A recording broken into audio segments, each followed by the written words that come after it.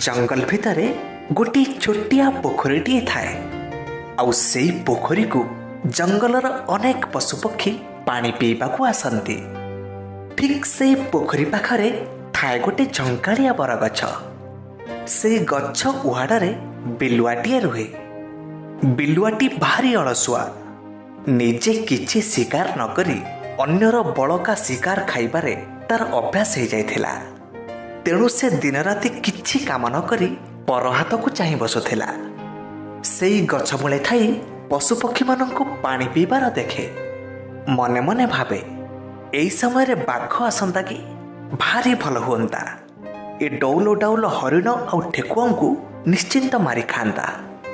बिलुआटी एमिति भाविबार कारण हेउछि जदि बाघ सेमानंकु मारी खाए तेबे शेषकु ता पई भी किछि मांस छाड़िकी जानता। आउ सेई छाड़ छुड़ा मांस रे बिलुआ ता पेट पूजा करंता। हेले बिलुआटी सेठी अनेक दिन अपेक्षा कला, किंतु बाघर देखा दर्शन मिलिलानी। बिलुआ मने मने भाविला बोधे महाबल बाघ ए पोखरी विषय रे कि एठिकी आसुथिबा पशुपक्षी विषय रे जानिनी। तेणु से सेई दिन बाघ को डाकिबाकू जंगल भितर को गला। पहाड़ी गुंफा भितर रहुताए महाबड़ बाघ। बिलुआ गुंफा भितर को जाई मुंडियाटे मारिला। तापरे बाघ पचारिला, कौन है तोर? बिलुआ कहिला, महाराज मु आपनंकु गोटे खुशी खबर दबाकू आसीछि। जदि आपण आज्ञा देबे ताहाले कहिबी। बाघ कहिला, हो कह, कौन खुशी खबर अछि कह। बिलुआ कहिला, महाराज बोधे आपण जानि नाहंती एई जंगलर पूर्व भागरे गोटे पोखरी अछि।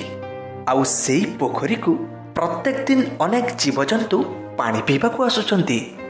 जदि आपण सेठिकी जिबे तेबे मन इच्छा पेट भरी कौड़िया मांस खाइबे। बिलुआ पाखरु एतक सुनी बाघ खुशी रे पागल हेगला। बिलुआ को कहिला, तेबे ठीक अछि, मते से पोखरी पाखकू नहीं चल। तापरे बिलुआ आउ बाघ उभय से पोखरी पाखरे पहुंचिले।